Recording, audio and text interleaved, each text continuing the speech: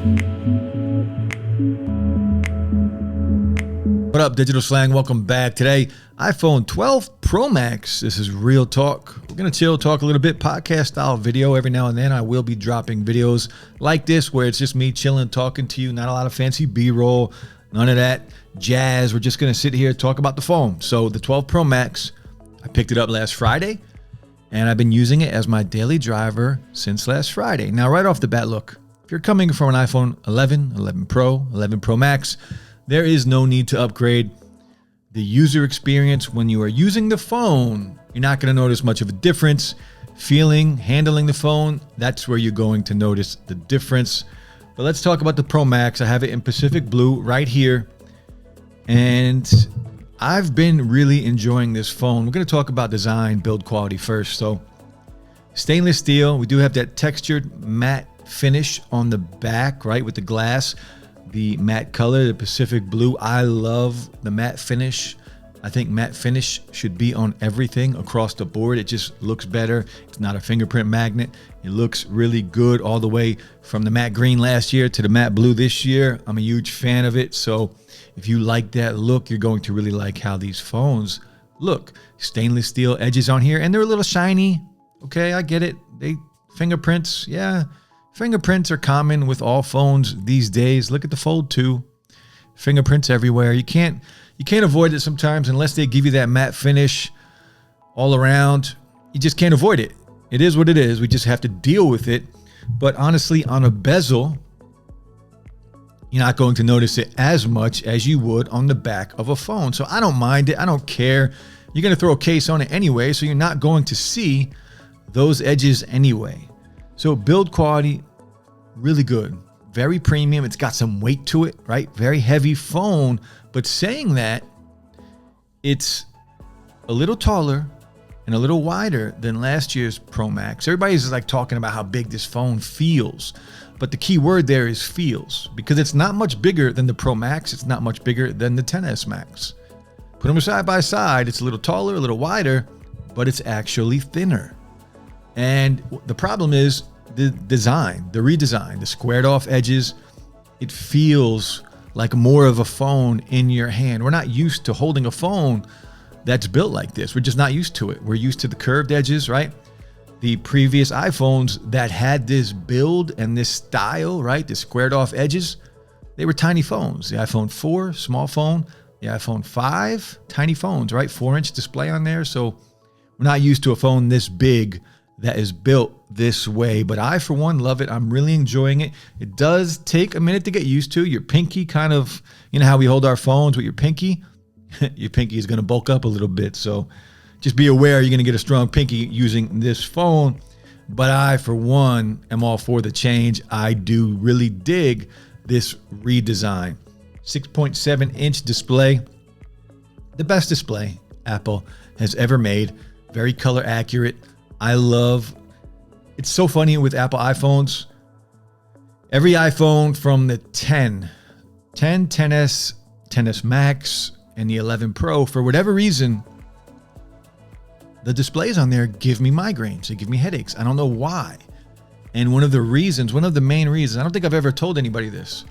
One of the main reasons I switched to Android earlier in the year when the Note 20 Ultra came out, well, one, it's a fantastic phone. But two, I was tired of the headaches I would get using my 11 Pro Max. And even to this day, I still have it.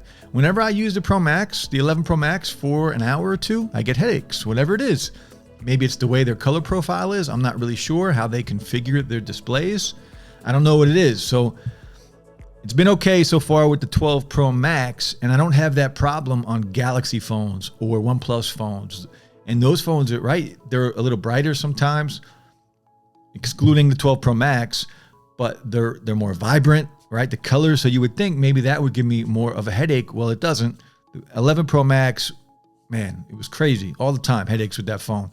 12 Pro Max, the display on here doesn't bother me so far. So we'll see how it goes. Great display. Ceramic shield. Let's talk about ceramic shield, guys. Look, there's no doubt it helps with drop protection.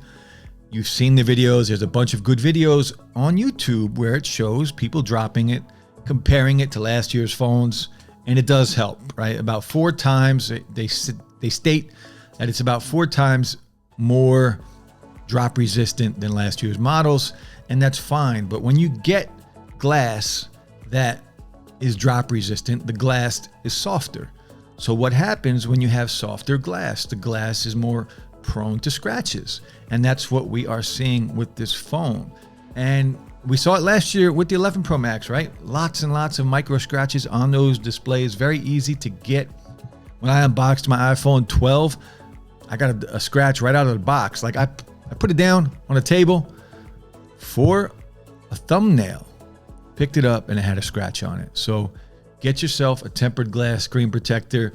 The glass is soft. It does help with drops. It does not help with scratches. So just be aware of that. If you're going to pick one of these phones up, make sure you get a screen protector. Mine just came in today. I'm throwing it on here today. I've been very careful with it so far, and I've been lucky that I do not have any scratches on here. Now, let's talk about cameras. The everyday user, mom and pop, brother and sister, everybody outside of the tech nerds, they don't care about the cameras, the upgraded cameras on this phone. Look, it takes great pictures. It takes the best video on any phone, hands down. And the camera and the pictures, the selfies, the front-facing camera, all fantastic. They're really good, one of the best on any phone. And it was last year too. And it was with the XS Max when that was out, right? It's gotten better every year. And the thing is, name me a cell phone today, all the way down to even the Poco X3 takes good pictures for $250. The Pixel 4a, $350, fantastic pictures. Any camera that you're going up from there pretty much takes really good pictures. You know, some of the OnePlus lower end models, they're just okay, but for your everyday user, posting to social media, taking pictures of you and your family and your girlfriend or your wife or your pets or whatever you want to take pictures of, your cars, nature, trees, whatever it is, they look good. They look good on Twitter. They look good on social media all around. So the cameras on here are better than last year. Bigger sensors, right? They're good. They take great pics. Hands down, they take great pictures. So video quality on here, also fantastic. The best on any phone, hands down. Apple has been in the top spot for videos for a long time now. So no matter who you are, you're going to enjoy the pictures on this phone. Now, once we get into price, that's where you have to think about, like, should I upgrade to that? Because these are expensive phones. So I paid around $1,300 for the 12 Pro Max. Now, good thing is, if you are looking to upgrade, or if you want to try out the Apple ecosystem, because the ecosystem is awesome. It really just is very fluid. Everything works together very well. If you want to break into Apple and just try it out, there is a phone for everybody all across the board at any price range. So that is a good thing. The Pro Max, it's the best they have to offer. So if you have it like that, once again, it's worth getting unless you are coming from an iPhone 11, 11 Pro, or an 11 Pro Max. Let's talk about battery life. Using the iPhone 11 Pro Max last year, for most of the year, I have been spoiled with battery life, and I have come to love it. And that's what I want in a phone these days, right? I can't go backwards now. So all day battery life on 11 Pro Max. And there were many, many days where I didn't charge that phone till the next day. And that's what I'm looking for. I need this phone.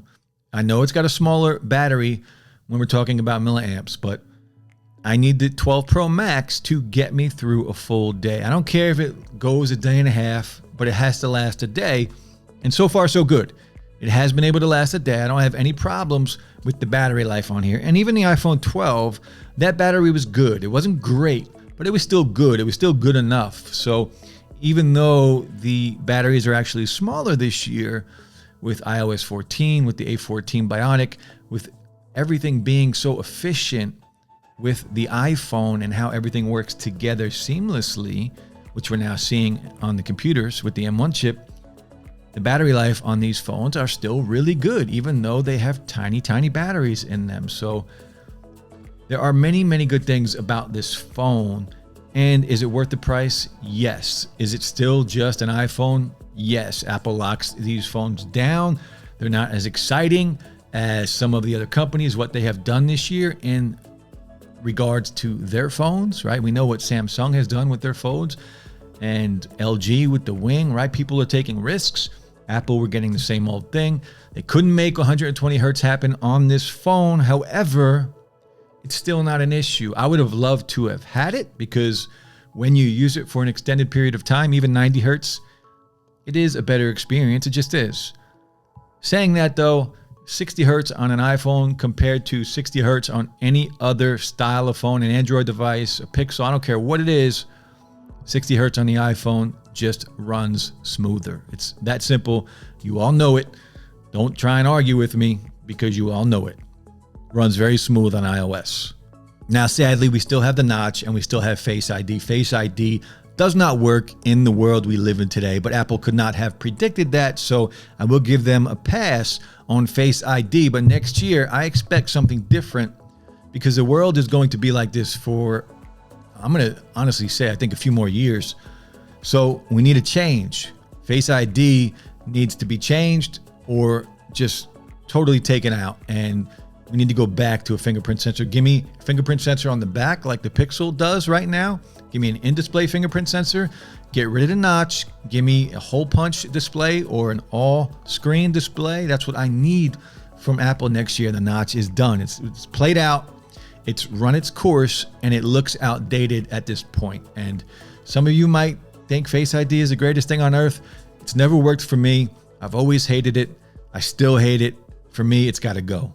So look, the new iPhones, the 12 mini, the 12 Pro, the regular 12, and the Pro Max, really good phones. They are. The mini is very exciting, right? A very small form factor. Battery life might be an issue for some of us. The Pro Max, the best of the best. The Pro for me is that weird middle child. If you guys are thinking about upgraded, I might pass on the Pro this year and either spend a little bit extra and get the Pro Max or just get the regular 6.1 inch because the difference between the regular 6.1 and the Pro, it's not worth the price to me. I think Apple was planning on giving us 120 hertz refresh rate, and the Pro models were going to have that exclusively. They didn't make it happen, so now those two models are very close to each other. I think they would have been separated more, and the price would have been justified with 120 hertz on it. But again, they couldn't make it happen. We'll see it next year for sure. Whether it's 90 hertz or 120 hertz, we will see it on the iPhones next year. So the Pro Max, look, the new build, the redesign, really nice, very premium, right? Some good weight to it. Some people might not like the extra weight. I, for one, I think it feels great, feels more premium. The redesign, I love it, even though you have to put it in a case. You have to get a tempered glass screen protector. You got to protect it. It's an investment at this price point. So the colors on the Pro versions, the Pro Max, I like those a lot better than on the regular versions. So if you're coming to upgrade from an older phone, an iPhone 6, 7, 8, a 10, a XS Max, absolutely worth the upgrade. And you can get trade-in for it too. I traded in an old iPhone 8 Plus. I got $250 for it. So not bad, since the iPhone 8 Plus is kind of worth that in the used market anyway. Again, if you're coming from an iPhone 11, 11 Pro Max, any 11 series, don't upgrade, not worth it. But anything else, it's a good deal here. It's a great phone. I'm looking forward to a full review. This is just my initial thoughts after almost a week of using it. For me, so far, so good. Battery life has been really good. The display, no headaches. It's been really good.